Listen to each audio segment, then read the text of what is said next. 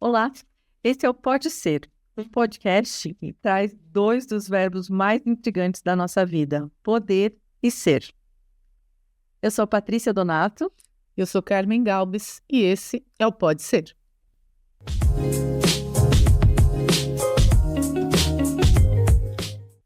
Carmen, hoje a gente vai falar do poder da escrita. Que tema interessante, né? Interessante. Nós estamos as duas aqui nadando em ansiedade porque faz parte da nossa vida, né? Acho que a gente pode começar abrindo essa conversa falando disso. O que a escrita representa na vida da gente? Eu sempre gosto de trazer, né, o que é a escrita no meu ponto de vista. A escrita, ela é uma organização antes de tudo, né? Quando você começou a escrever, o ser humano, né, começou a escrever, ele passou a ter a chance de passar adiante os aprendizados, né, as informações. É lógico que isso foi evoluindo com o passar do tempo. E a escrita ela foi se refinando a ponto assim de, além de transmitir, né, de uma geração para outra, os ensinamentos básicos para que essa geração pudesse continuar existindo e se aprimorando, ela hoje, no meu ponto de vista, ela ajuda, ela é capaz de fazer uma coisa muito interessante. É ajudar você a sobreviver, você mesma sobrevivendo, fazer você mesma sobreviver, fazendo a ponte, né, de quem você era, porque a escrita ela é capaz de trazer para o presente o passado, fazer a ponte com quem você era, quem você é e quem você pode vir a ser. Do meu ponto de vista, a escrita é uma grande ferramenta de organização de pensamento e sentimento. Que legal. Eu contribuo com essa visão, dizendo que ela também é um suporte para a nossa saúde mental, sabe? O que eu me recordo da escrita na minha vida, eu acho que foi por volta dos 9 anos de idade, eu escrevi uma cartinha, aquelas redações que a gente faz na escola, eu escrevi que com a escrita eu ia mudar o mundo. E eu não sei se eu mudei o mundo de alguém, mas o meu mundo eu mudei. A partir do momento que eu me reconectei com a escrita já adulta, já numa forma de cuidar das emoções, sabe? Sempre gostei de fazer um diário, por exemplo, mas eu tive a experiência de, mais ou menos em 2007, 2008, voltar a escrever para minha mãe. Ela mora no sul, né? E eu escrevia cartas, colocava no correio, enfim, desbravava aquilo, porque eu percebia que quando eu ligava para ela, existia um monólogo, que só ela falava, que ela gosta de falar ao telefone, eu não gosto, e quando eu ia retribuir essa conversa, era na escrita. Então, eu fazia da escrita as nossas conversas de domingo, sabe? Dava dicas de posições de pilates para ela, de alongamento. Ela me contava depois, porque ela nunca me escreveu de volta, ela nunca me correspondeu por carta. Ela comentava as cartas ou por uma mensagem de celular ou nas ligações. Então, virou um canal de proximidade nossa, a gente começou a lidar com emoções e para mim foi um grande presente, porque a escrita não só era uma aproximação, como uma terapia para nós duas, né? Quando chegava lá essa carta, para ela era como se ela estivesse tendo aquela conversa no momento real, né? E detalhe, eu não faço rascunho, porque eu acho que dá um trabalho, e é por isso que ela não me respondia também. Ela fala, eu vou escrever, aí eu tenho que passar limpo. Não, a vida a gente não passa limpo. As nossas conversas no café a gente não passa limpo. Agora eu vou discordar de você, porque eu vejo que a escrita é uma grande forma de passar a vida limpo.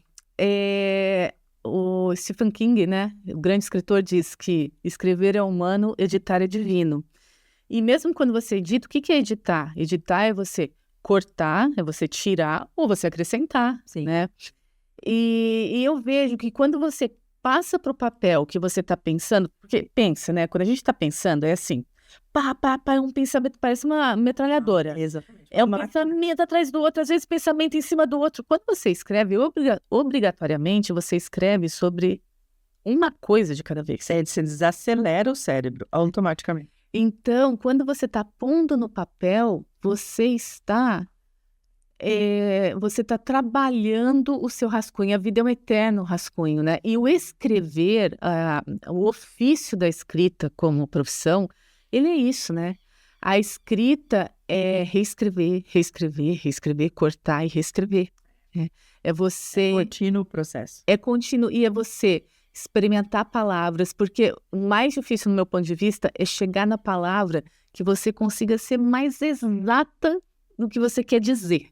E a língua portuguesa tem 370 mil palavras. Sim. Né? Como que você vai fazer essa escolha? Uma boa mala de... É interessante você falar aqui como que a escrita apareceu na sua vida, né? Na minha vida, eu tenho um marco. O meu primeiro livro, que eu escrevi só para mim, né? Eu sou a minha primeira leitora, foi na adolescência, em sala de aula, que eu escrevia textos, hoje eu classifico como crônicas e contos, mas com um tom poético muito forte. E ele tem um nome, Metamorfose Parcial da Borboleta que Virou Caneta. Oi? E isso inaugurou o meu pacto com as palavras, né? Porque as palavras, eu tenho um maior respeito pelas palavras. O ser humano, ele existe. Agora, o ser social, ele existe por causa das palavras. Exatamente. E talvez hoje o ser humano nem existisse, né? Porque a gente só se constitui pelo outro e pelas palavras. Como é que você se explica? Até quando quando se fala, né, você tem a primeira impressão, nos primeiros 3 segundos, a pessoa já tem uma primeira impressão de você.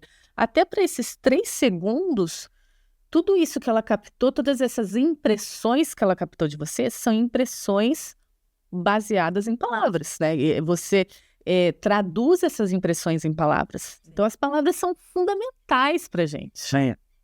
E eu vejo também nesse lidar com as emoções o quanto as palavras refletem quem a gente é, né? Porque, por exemplo, uma pessoa, como você falou, que os pensamentos são extremamente rápidos e que ela é impulsiva, às vezes, em dar uma resposta, uma opinião, uma questão, ela não editou em nada essa fala dela, né? Então, existe um verbo para isso, né? Que é a verborragia, que é aquela pessoa que fala sem conectar as coisas. Então, a gente tem que também, acho que, tomar cuidado com isso, porque, ao mesmo tempo, tem gente que talvez pense demais para falar, escolha demais as palavras e edite a fala e, às vezes, acaba perdendo um pouquinho da autenticidade, enfim, do momento. A escrita, ela é filtro. Por outro lado, o papel, ele aceita tudo. Sim. Isso que é o mais legal da escrita. Você pode reinventar um final para uma história que você viveu. É maravilhoso. Você pode criar um começo diferente do que você viveu. Sim. E o que eu vejo é muita gente falando assim, eu não sei escrever. Não, eu não sei escrever, eu odeio escrever. Eu não sabia por onde começar, eu ouço. Mas a escrita, eu sempre falo, né? Você não fala, isso é uma base bem da minha profissão. Você não fala e você não escreve sobre o que você não sabe. É muito complicado. Não, daí você fica na enrolação, no embromation, né? Que se fala. Então, você quer escrever sobre algo? Vá pesquisar. A escrita, ela é resultado de pesquisa sempre. E aí, você vai escrever sobre você. Vá pesquisar sobre você. Vamos pensar na bio, no LinkedIn. Você tem 2.600 caracteres para falar de você. Sim. É um super espaço hoje em dia. Até em termos de tempo, né? Porque, assim, hoje, quando eu comecei no jornalismo, falava-se espaço. Espaço e tempo. Espaço, assim, no jornal. Então, você tinha 30 linhas, geralmente a lauda ali, né? Ou na TV, matéria de 2 minutos. Nossa, que matéria longa, né? Hoje também é assim. Mas hoje são os caracteres, né? São os caracteres. Então, é possível você falar muito com 2.600 caracteres. Mas para você falar muito, você tem que saber sobre você e saber o que é importante falar sobre você. Exatamente. Acho que aí entra outra coisa que a gente já falou em outros episódios, que é também saber pedir ajuda, né? Você está falando de uma escrita elaborada, de uma escrita técnica. Eu acho isso muito interessante, quero chegar nesse ponto de ter, a partir de uma pesquisa, fazer uma escrita. Mas o que eu vejo hoje são essas duas nuances. Uma, como você falou, aquilo que você vive, que você tem propriedade de falar, talvez, né? Não sei se da profissão, enfim. E essa escrita das emoções, essa me pega, Carmen, porque quando eu quero dizer assim, olha, eu não... mando uma carta que não tem rascunho, que não tem, passa limpo, é porque ela chega lá com as minhas emoções, ainda mais escrita à mão. Tinha dias que a minha mãe falava assim, nossa, tal coisa você escreveu com raiva, porque ela via que a caneta estava mais forte, sabe? E se você vai passar limpo, você abstém essa emoção. Mas, por outro lado, para as pessoas que estão falando, como você falou, essa dificuldade de escrever, não sei por onde começar, eu ia sugerir aqui uma pergunta, eu sou muito questionadora. Você já experimentou escrever para se ouvir?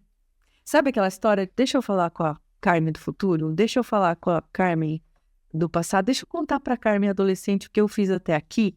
Gente, isso é um exercício de autoconhecimento maravilhoso, só que a gente se depara com coisas que a gente não está sabendo lidar também. Sim, quando você para se ouvir, né? E que a escrita com a emoção também tem a ver, às vezes, com aquilo que a gente está iludida que a gente está vivendo, sabe? Eu acho que esses são exercícios maravilhosos. Tem dia que eu escrevo que parece que eu estou escrevendo para encher, como você falou, para encher linguiça, para não dizer que eu não escrevi, né? E tem dias que o meu diário é quase que uma conversa com Deus, assim, sabe? Então, existe, eu acho que esses meios que a gente permeia da escrita, mas o primeiro passo vai ser se arriscar. Eu penso assim, a escrita ela é visceral, né? Tem um dos professores que eu tive maravilhosos, falava assim, o que te faz sangrar? O que te faz sangrar é sobre isso que você vai escrever. Então, ela é visceral. E a escrita, ela começa sempre de um rascunho. Então, não tenha medo. Não tenha medo de escrever. O medo, ele paralisa. O medo, ele empobrece a escrita. E onde você busca inspiração? Dentro de você. Eu sempre falo que toda escrita, por mais que seja ficção, é autobiográfica. Você fala que nada da gente. Sempre tem a gente ali, né? De alguma forma, sempre tem a gente. Então, seja uma pesquisa interna, olhando e fazendo esses primeiros rascunhos, essas anotações, andar com um bloquinho e uma caneta dentro da bolsa é um ótimo exercício. Sim. Porque, às vezes, é uma frase que vem, é uma observação que você faz, alguma coisa que você olha e te chama atenção. Eu falo que isso é o pote de recursos para mim, né?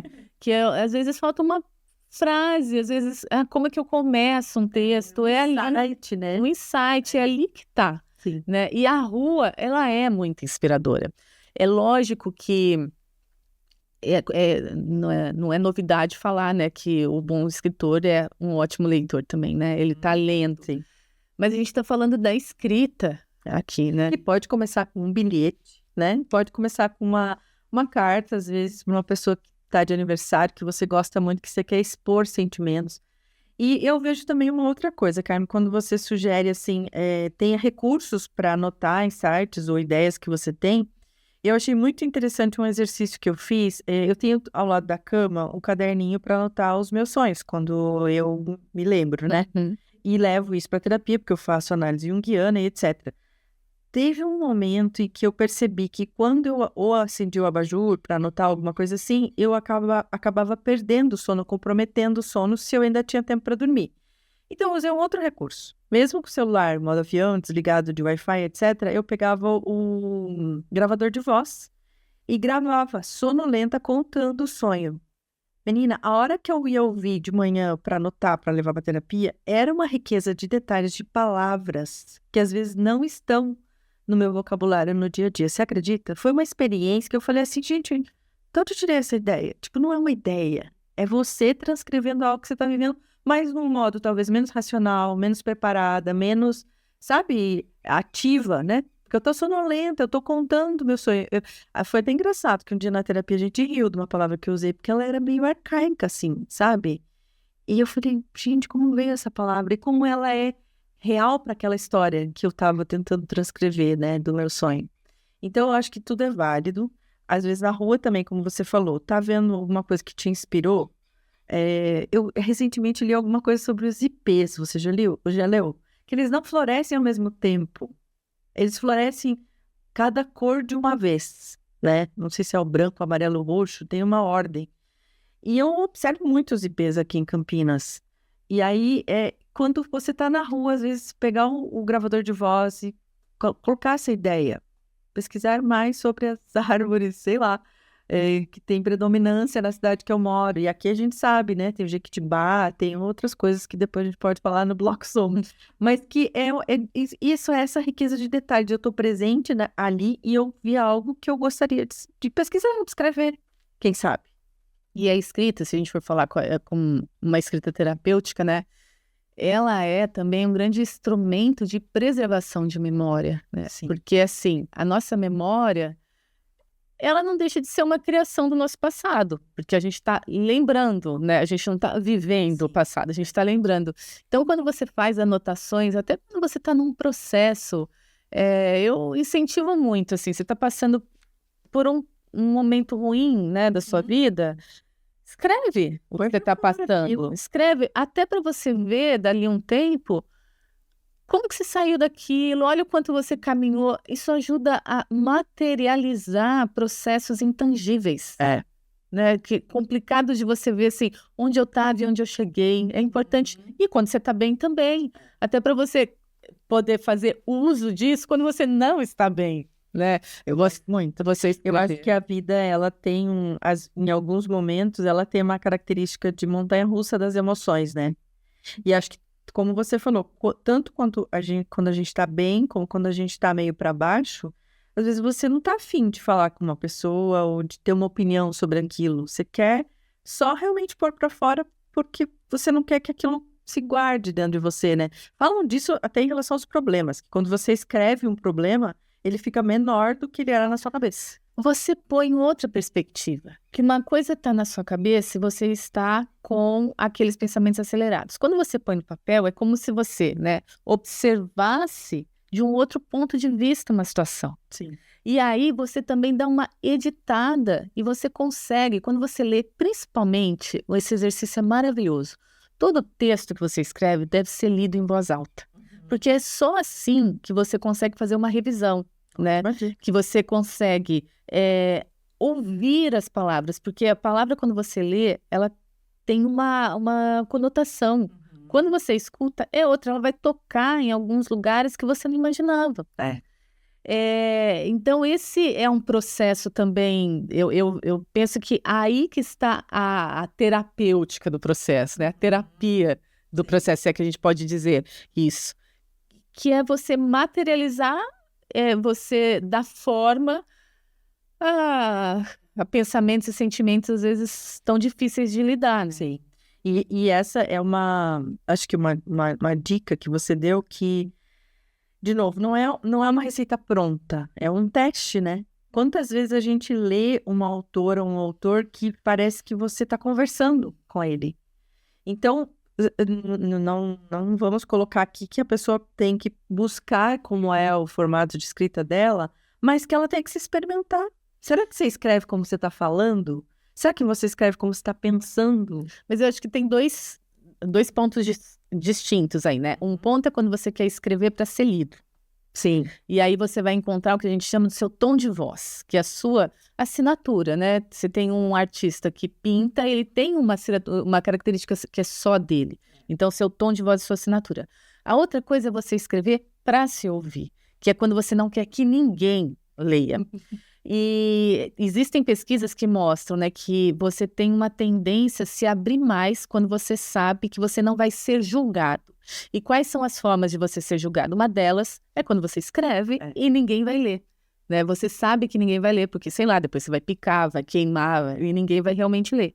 Então, quando você está escrevendo, quando você quer escrever para ser lido, aí eu vou reforçar aqui, vou sugerir, né, fortemente que você estude, procure seu caminho, porque a escrita profissional, ela é muita inspiração, mas ela é, antes de tudo, técnica. Ela é, dizem, né, 95% transpiração e 5% inspiração.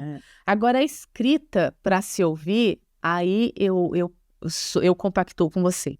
Ela não tem que ter o passar a limpo, né? É aquela escrita mesmo autêntica, em que eu prefiro, por exemplo, escrever a lápis. Eu gosto muito dessa conexão com a madeira.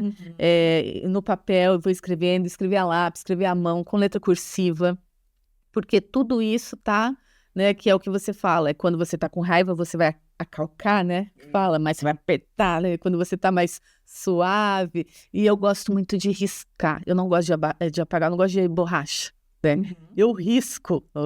Você rasura. Eu rasuro, eu corto ali. Porque até aquilo que eu rasurei vai fazer sentido lá na frente. Porque eu não apaguei. Eu falei assim, nossa, eu risquei isso. Por que eu risquei isso?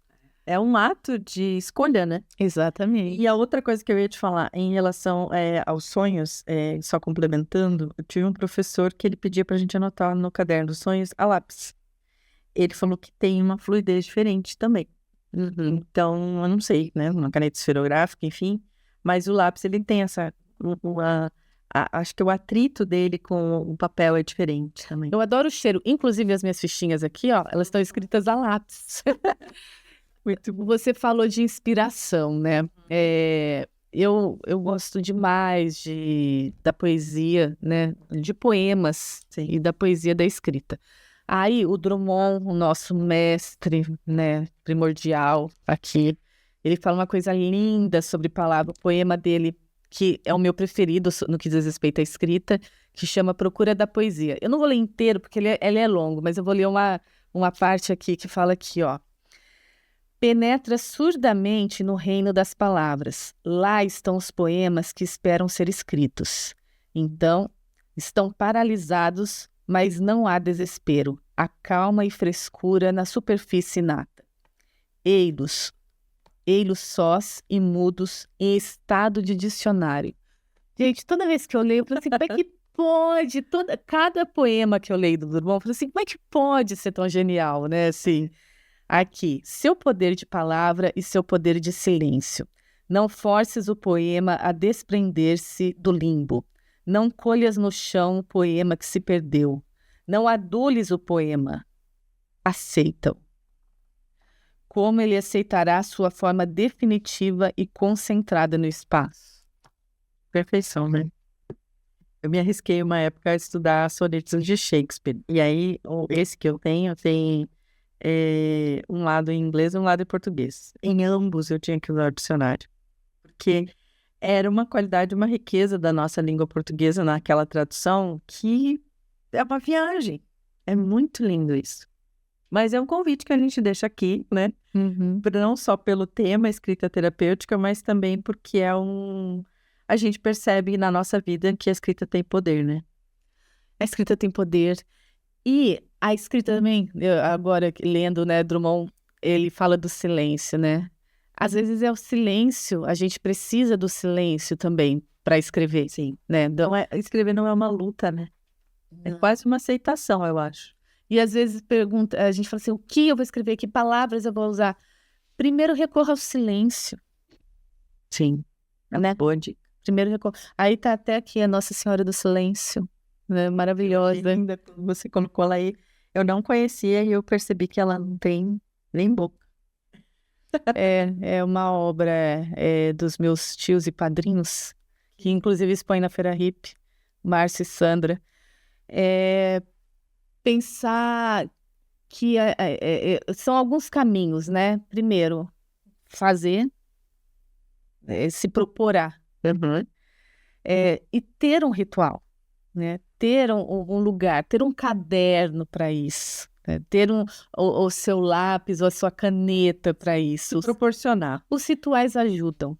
Vamos entrar então no nosso bloco Zen para contar para as pessoas algumas dicas de como a gente pode expandir isso, né, na escrita. Vamos lá? Vamos.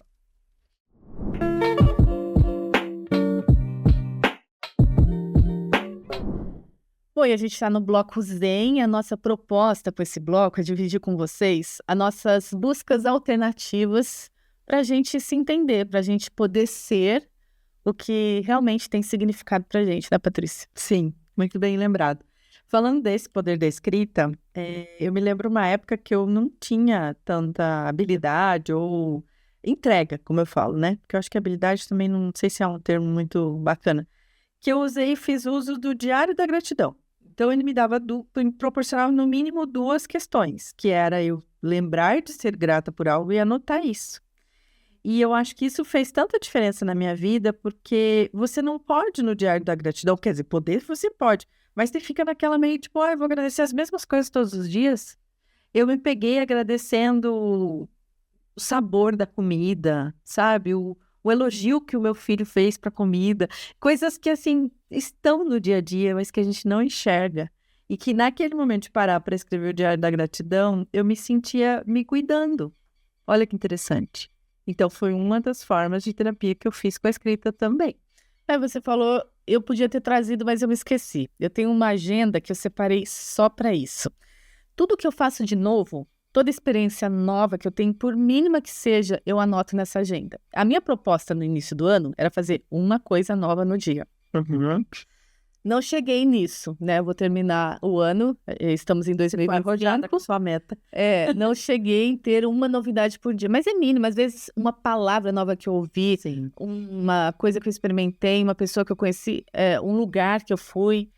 Mas eu fiz muita coisa e é muito legal voltar. Aí o poder da escrita. Voltar e ver e relembrar. E isso te ajuda a ser grato também. Exato. E te ajuda também no autoconhecimento, né? Porque eu vejo isso como um exercício de que você vai evoluindo. Eu gostava muito naquelas resoluções de ano novo, criar um verbo. Cada ano eu criava um verbo. Aí teve um ano que eu criei o simplificar, que eu ia usar e tal. E teve um ano que eu criei o julgar menos. Aí teve uma amiga minha que já não mora aqui no Brasil e ela conversando com ela assim sobre isso e ela falou assim: "Mas você quer julgar menos os outros ou a si mesma?" Porque ela via que eu me julgava demais. E nesse momento dessa troca ela falou assim: "Tenta julgar você mesma." Então, a mesma coisa com metas, né?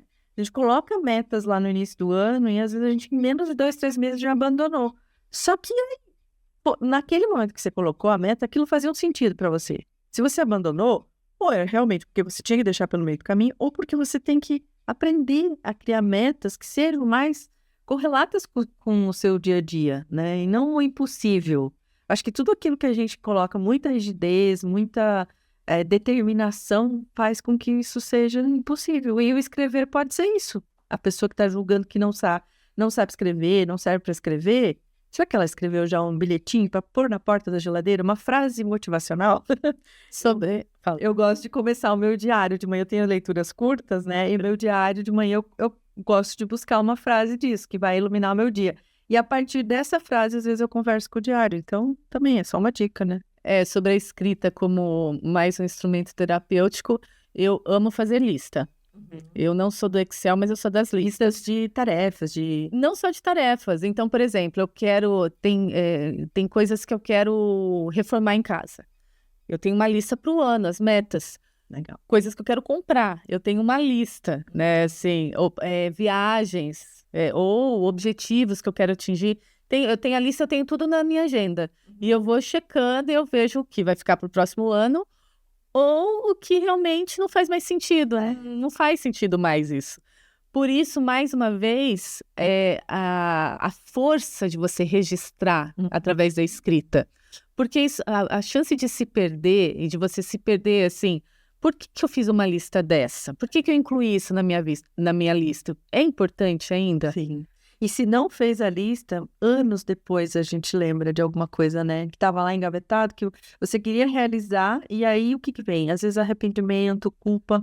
Então, eu acho que sim, acho que a gente tem que ter um pouco mais de autonomia sobre aquilo que a gente quer fazer e achar os caminhos, né? Seja escrevendo, seja visualizando. Por exemplo, teve alguns anos que eu fiz isso também, foi por ideia mais dessa parte de realização financeira. Eu fiz aquele quadro de visualização, né, do ano. E de 1 ano e de 3 anos. E muitas das coisas de 3 anos eu realizei mais do que de 1 ano. E aí eu percebi nessa revisão que é porque eu queria mais, sabe? Eu queria com mais clareza, aquilo era realmente um objetivo, né? E às vezes não saía exatamente naquele período. Eu me lembro da história da casa própria. Eu falava assim, porque a minha vida, né, começou primeiro com filhos, depois com formação, depois a casa própria. Eu falava assim, eu quero ter minha casa até os 40 anos. Só que isso foi planejado alguns anos antes, que quando chegou muito perto dos 40, eu já não lembrava disso, porque eu estava tão focada no objetivo que já não ia fazer tanta diferença. E eu tive minha casa com 41 anos. Vou falar um ano. Nesse contexto de vários, de repente não foi um impacto para mim, entendeu? Mas, de novo, para dizer que planos também são maleáveis, né? A vida é cíclica, então nada aquilo que você põe no papel numa lista está escrito em pedra. Você pode mudar de ideia, você pode lapidar, você pode realizar antes ou depois, de outro jeito. Então, eu acho muito legal a gente falar dessa questão do que você determina, também se flexibilizar, porque a gente muda. A gente de hoje já não é de quem a gente era no início do ano, com todos esses aprendizados, as experiências, os obstáculos que às vezes a gente transpõe, né? Então, pega leve com você em primeiro lugar e com aquilo que você determinou que quer para a vida. Eu acho que isso é importante. Até olhar o que não faz mais sentido na sua lista e por que não faz mais sentido. Esse é um processo muito legal também, né? Profundo. E tem alguma coisa que você não escreveria? Não sei, nunca pensei nisso. Uma coisa que eu não escreveria. Acho que só algo que, sei lá, que machucaria, ofenderia alguém. Mas eu já fiz, por exemplo, cartas não enviadas, porque eu precisava desabafar e eu estava muito chateada, ou com raiva, etc. Eu botei no papel e fiz aquilo que você falou. Rasguei, eu queimei. Mas acho que eu só não escreveria isso, assim, algo que ferisse um outro ser humano. Eu não conseguiria. Tudo pode ser escrito. Tudo pode ser escrito.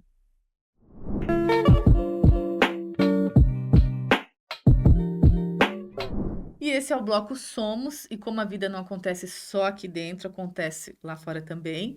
Esse é o momento que a gente traz coisas que a gente gosta de fazer, atividades que a gente gosta de fazer na nossa amada Campinas, né, Patrícia? Isso mesmo. E hoje a gente vai falar Do Teatro Castro Mendes. Castro Mendes. Castro Mendes faz parte do meu imaginário infantil. É mesmo? É. Ele fica lá na Vila Industrial, né? Para quem não Uhum. conhece.